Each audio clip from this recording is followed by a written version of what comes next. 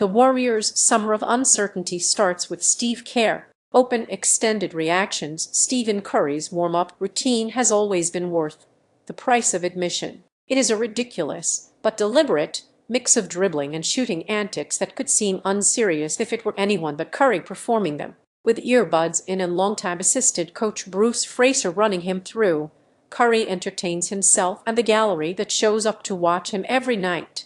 Most of the shots, regardless of length or difficulty, still go in. It was the afternoon of April 12, hours before tip.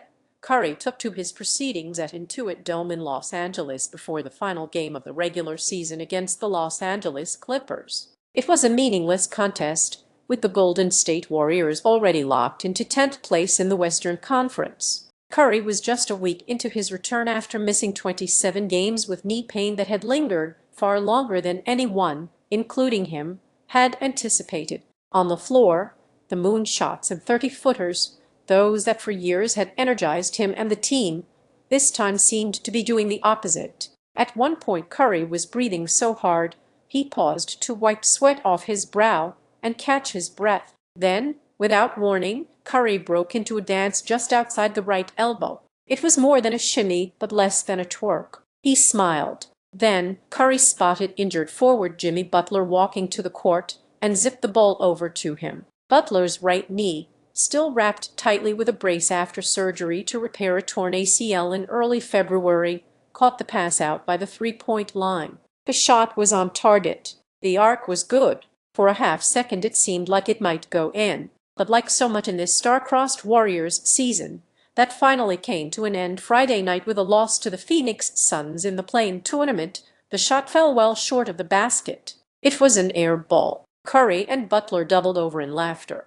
It was all they could do. The season-ending injuries to Butler and Moses Moody, the giant heating pack Curry needed just to get through games. The miserable 37-win season that somehow still gave them a puncher's chance at earning a playoff berth. The very real possibility that this decade-long dynastic run might finally be over. Everything that could go wrong has gone wrong this year, said forward Draymond Green. And yet we still had a chance. Because when you have a leader like Steve Kerr who always knows the right thing to say, and a leader like Steph Curry that you can always rally around, anything is possible. 3 nights later, Curry showed again what is still possible after all this time, scoring 35 points in 36 minutes in their play-in elimination win over the Clippers, while Green stifled Kawhi Leonard in the fourth quarter, securing a win Kerr called one of his favorite wins of the entire era. For one night, we're us, Kerr said. We're champions again. 2 nights later, their season ended at the hands of an upstart, younger Phoenix Suns team. The Warriors lost 111-96. It wasn't competitive. Curry scored just 17 points on 25% shooting. It was the Warriors' 3rd consecutive appearance in the play-in tournament, and their 2nd time in 3 years missing the playoffs entirely. Inside the organization, they've long known that, despite stretches of play that remind everyone of their game-changing past, like that fourth quarter against the Clippers, this team, with 2 aging icons on the wrong side of the actuarial table, is nowhere near good enough to win a title. As their season came to a close, the trio of elder statesmen still fighting for it gathered on the sideline, perhaps for the final time. I don't know what's going to happen next, Kerr said Friday night. His right arm was on Green's shoulder, his left on Curry's. But I love you guys to death. Kerr purposely didn't seek an extension last summer and said he was comfortable coaching out the final year of his deal. After Friday's elimination, Kerr said he will take some time before reconvening to discuss his future with controlling owner Joel Lacob and general manager Mike Dunleavy. Kerr placed a timeline of about 1 to 2 weeks, which is in alignment with management's desired urgency. Team sources said they'd like to give Kerr the necessary time, but need to get the coaching situation settled quickly before pivoting to other pressing roster and strategic matters. If Kerr returns, they will discuss staffing and what management believes is a need for philosophy tweaks, team sources said, focusing on diversifying the offensive attack and winning the analytically friendly possession battle more often. There has been a feeling internally that they were too reliant this season on three-point variance.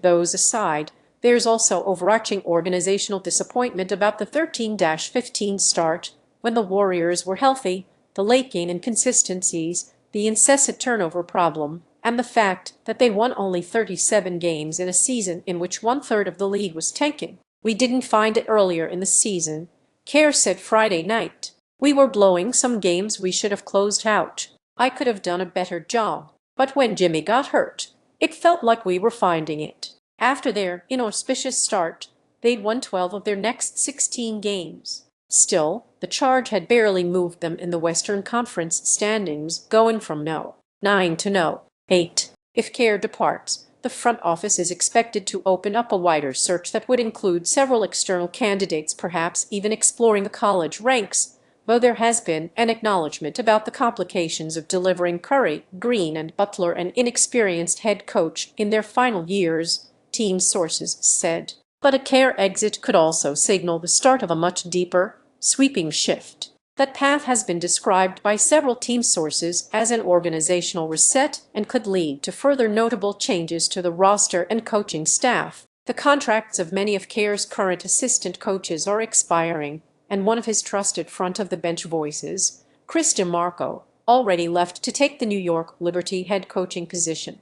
Willie Green, the former Pelicans head coach and one-time Kerr assistant, is a possibility to return to the staff, league sources said. Curry and Green have voiced both publicly and privately a preference for Kerr to remain. I want Coach to be happy, Curry said. I want him to be excited for the job. I want him to believe he's the right guy for the job. I want him to have an opportunity to enjoy what he does, whatever that means for him. Everybody's plan is their own. He knows how I feel about him. Kerry's 60. He has lived a charmed and, in many ways, complete NBA existence. He has maintained to those around him that he enjoys the job, but there are times those close to him theorize he's burnt out. There are other times they say he's scouting and teaching and conversing about basketball with as much passion as ever. The Warriors won 4 titles, set an NBA record with 73 regular season wins and made 6 finals in his tenure, but the dynasty days are long gone. They've missed the playoffs 4 out of the past 7 seasons, failing to advance past the second round since 2022. Kerr told ESPN in the season's final week he genuinely felt it was somewhere around 50-50 whether he'd ultimately remain or depart, believing that the postseason time away from the grind and conversations with Lacob, Dunleavy, and Curry would be influential. His Friday night news conference made public many of the conflicting thoughts he has been sharing in private. I still love coaching, but I get it, Kerr said.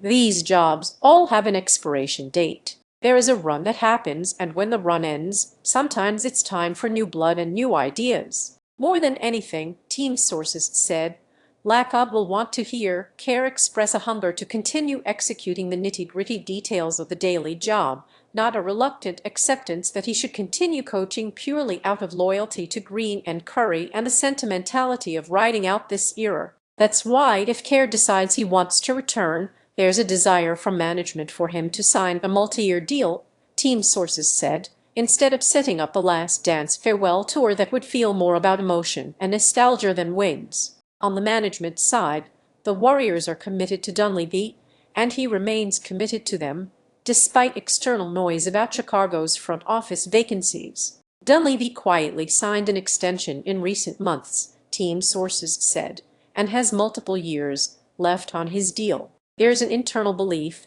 that Dunleavy has drafted well, and despite a no-nonsense and at times harsher approach than his predecessor, Bob Myers, he has gained the trust and ear of the figures that matter: Lacob, Kerr, Curry, Green, and Butler, who have all only talked well of him. In early March, Curry was on a search for information about why his right knee still wasn't healing. He had been out for weeks. MRIs continued to confirm no structural issue, but it kept hurting and swelling whenever he cranked up his court activity. He flew to Los Angeles to see a specialist. While he was there, he visited Butler, who himself was a month removed from surgery. Butler was spending his weekends at home in San Diego and his weeks rehabbing at a facility in Los Angeles. So there the two were on a March afternoon in the middle of an NBA pennant chase. $113.7 million in combined salary, 46.6 combined points per game, 18 combined All-Star appearances performing tedious recovery work. There was Butler advancing in his recovery to toe raises. And there was Curry trying to figure out how to run and cut without his knee blowing up, as he termed it.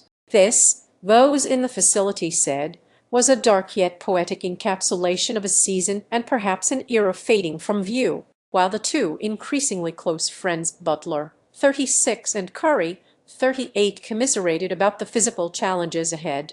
The leftover rotation, loaded with second-rounders, undrafted rookies, and two-way players, was piling up losses during a particularly helpless 3-11 stretch, tumbling down to 10th in the conference standings. Jimmy's injury changed everything. Kerr said, "It derailed us. When you look at the rest of the West, the league, teams are loaded." The optimists in the Warriors organization like to point out that the team had the fourth most wins in the league from when Butler joined the team in a trade from the Miami Heat in February 2025 to his ACL injury in mid-January of this year. In other words, the thinking goes if Butler can come back in the middle of next season and rejoin Curry and Green, the Warriors still have the backbone of a contender. The pessimists might point out that Curry, Butler, and Green constitute nearly 80% of the team's payroll next season, leaving little room, beyond the margins, for dramatic change to a roster that needs significant regular season help, considering the age and questionable availability of their core. Curry has one season and $62.6 million left on his current contract, but is eligible for an extension of up to 2 seasons this summer. Curry said after Friday's elimination that he intends to play multiple more seasons and for sure would be interested in talking extension. Team sources indicated a plan to discuss an extension with Curry later in the summer. Butler, meanwhile, who will be on the final season of an expiring $56.8 million deal, isn't eligible for an extension until next February, which is around the time he could be returning from his ACL tear. There's an expectation that he will focus on rehabbing, rediscovering his form, and then sorting out his NBA future the following summer. Green's contract is more pressing. The 36-year-old has a 1-year, $27.6 million player option for 2026-27. It is anticipated that he will either exercise it or, if the Warriors agree, do a decline and extend, lowering next season's salary figure in exchange for more years of security. Some in the organization have pointed to Green's concerning offensive splits this season: 109.4 rating when he's on the floor, 114.7 when he is off, but management maintains a belief in his high-stakes defensive impact, and several in the organization have praised his attitude, approach, and leadership through an adverse season. Green was in trade talks at the deadline for Giannis Antetokounmpo and could be again this summer for salary matching purposes. Still, team sources insist there is no desire or mandate to trade Green, and if a decline and extend helps the front office add to the roster in a useful way, it is something they'd discuss. "I'm not retiring from basketball," Green said. "I still love to play. I still think I'm pretty decent. But this league is interesting. You don't really control everything. For me, I hope I've done enough to be here. If I ain't done enough, I don't want to be here. I don't ever want, we just going to keep him around because of what he's done before. What can I still do?" As their season slipped away in the closing minutes of Friday's play-in loss to Phoenix, Warriors coach Steve Kerr shared a moment with Stephen Curry and Draymond Green for what could be the final time. Mark J. Rebuilders/a-man images to the outside world. The night of Feb. 4 was one of humility and acceptance for the Warriors. Acceptance that their vigorous pursuit of Milwaukee Bucks superstar Giannis Antetokounmpo was over at least until the offseason. Humility in acknowledging that the painful, awkward standoff with disgruntled former lottery pick Jonathan Kuminga ended with flipping him for Kristaps Porzingis, who hadn't been able to stay on the court for most of the past year after a mysterious viral illness. There had been more beneath the surface. Besides Butler, they'd again failed in what they'd publicly stated for years was their mission: landing big fish to better maximize their title chances with Curry. Just in the past 2 years, they tried to acquire LeBron James, Paul George, Lauri Markkanen, Jaren Jackson Jr., and Antetokounmpo. And then there was Kawhi Leonard. Ambition flickered inside Warriors headquarters as the trade deadline approached. They were waiting, league sources said, for word from the Los Angeles Clippers on a trade concept involving Leonard. The Warriors had called about his availability a handful of times over the years and been quickly rebuffed. But the Clippers had signaled a possible sea change when they traded James Harden and engaged with multiple teams, including the Warriors, on what became a trade with the Indiana Pacers for Ivica Zubac. The Clippers hadn't given much oxygen to the Warriors' pursuit, but they hadn't given an outright rejection either, and it gave the Warriors hope they might be able to hit one more big shot in an era defined by them. The Clippers brass brought the idea up top to Governor Steve Ballmer for discussion. By morning, the Warriors had their answer. It was a no. Each side has their version of how serious the talks were. Golden State believes the Clippers were at least considering it, which team sources said included strong draft capital and multiple players the Warriors valued. But this story has been told before. The Warriors also believed the Clippers were considering a free agency sign-and-trade pitch for Paul George in the summer of 2024, despite the Clippers having a wildly different opinion of how the talks went and the value of the package offered. Breaking news from Shams Charania: download the ESPN app and enable Shams Charania's news alerts to receive push notifications for the latest updates first. Opt in by tapping the alerts bell in the top right corner. For more information, click here. Some within the Warriors organization believe a Leonard trade was close. Others were skeptical. On the Clippers' side, it was a steadfast no from Ballmer, who wields the ultimate hammer. Either way, sources said there's an expectation the Warriors could re-engage the Clippers on Leonard's availability this offseason, compile another offer for Antetokounmpo, and test the waters again on soon-to-be free agent LeBron James. They could also bring back Porzingis at a lower price than his $30.7 million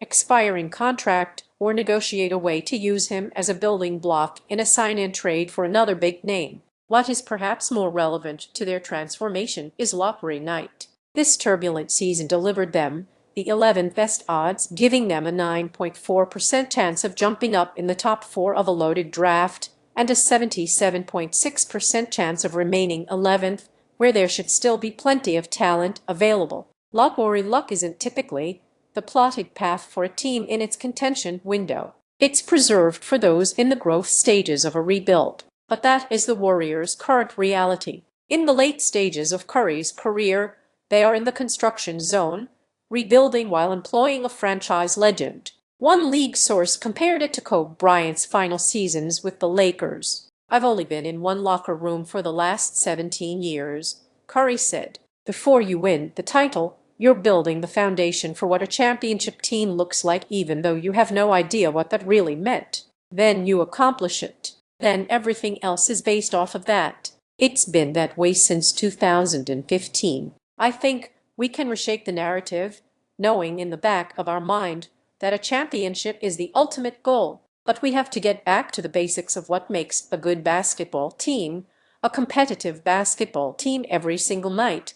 Realize how hard it is to win in this league. Can we rethink how we do things with the foundation that we've established? We don't have to keep saying championship, championship, championship every day, even though we've experienced that. Can we build the foundation again